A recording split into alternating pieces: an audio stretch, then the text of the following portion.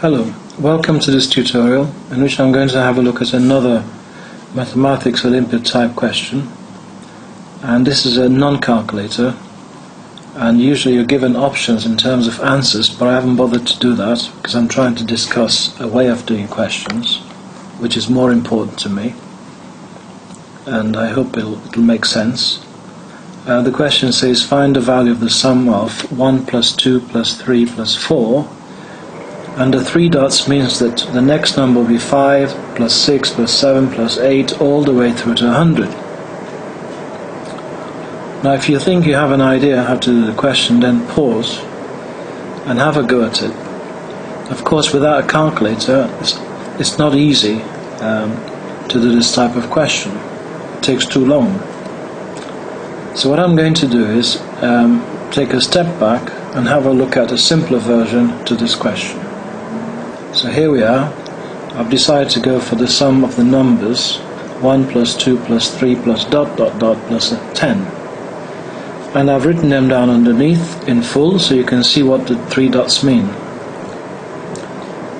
Now, one possibility, of course, is to look at, you can add them all in order if you wish, but what I'd like to do is to have a look at the idea of pairing them off. So the 1 and the 9 we know would make 10. So that's 110 written down. The 2 and the 8 would make 10. The 3 and the 7 would make 10.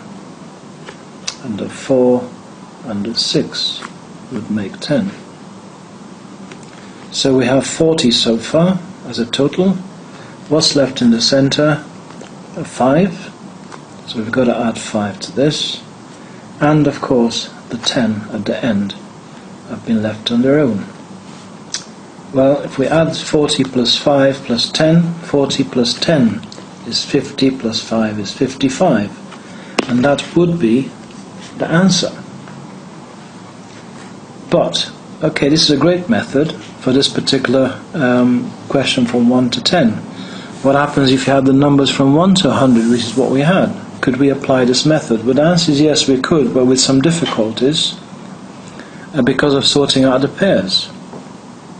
So let's have a look at this same question again, but try and do it differently. Here, I've written down the sum twice. And what I'd like to do is to call this first sum S, give it a letter S, and I've written the same sum but backwards from the largest down to the smallest, and the sum must be the same, so it's got to be called S. Okay? If I just draw a line here, and what I want to do is consider pairing these off vertically, so I'm going to put those two together and add them together. Well, the answer is 11, 10 plus 1. There's my equal sign. What's S plus S? It's 2 lots of S. And then come back and have a look at this next pair. So if you like, we're adding these two equations, if you like. S equals the first one, S equals the second one. So we're going to have a plus 11 here. Can you see where it's going to? Plus 11. Plus 11. Do they all add up to 11? Well, the answer is yes. All the way through to this one here, that one here. How many 11s are there? Well, there are 10 of them. Literally count them if you want. So 2S is 10 lots of 11. And what's 10 lots of 11? It's 110. So how do I find S, which is what I wanted to find in the first place, the sum of the numbers from 1 to 10? Well, I would divide 110 by 2. And of course you can do what some people call the bus-stop method. It's not a problem, either short division or long division. What I'd like to do is think of the 110 as made up of 100 plus 10. And what's a half of 100? Well, it's 50. What's a half of 10? 5. So the answer is 55. So we get to the solution quite easily. Do you like that?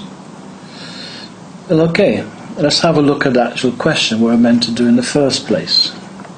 Here it is. I've written it down twice. So it's from 1 to 100, the sum of the numbers from 1 to 100, and I've written it backwards from 100 down to 1. What I'd like to do is do what I did earlier on, which is to call this one S, and because that's identical to the one above, it's also S. If I now draw a line below, we can now start talking about pairs. S plus S is 2S. If we pair these two together, what do we get? 101 plus the next pair.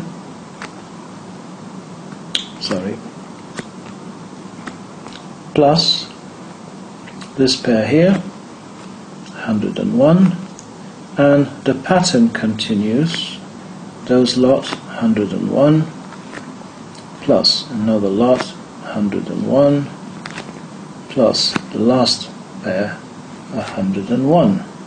The question is, there's 100 numbers from 1 to 100, that's obvious. How many 101s are there? Well, the answer is there are 100 of them. So 2S equals 100 times 101.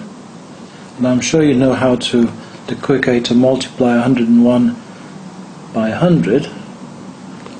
The answer is 10,100. So how 2S equals 10,100? How do I find S? I divide this number, 10,100, by 2.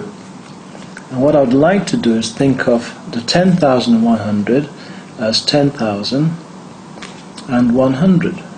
So I'm going to half the 10,000, which will give me 5,000, and half the 100, which will give me 50. So the answer is 5,050. Now I'm sure you'll agree that if you knew the method, this particular method, it wouldn't take long to do. It's quicker than pairing them off at the first method I showed you. Well, if you want to challenge, extend the numbers. Go from 1 to 1,000. Go from 1 to 5,000, whatever you like, and try and practice the method. Well, I hope you found that useful. On to the next one. Take care.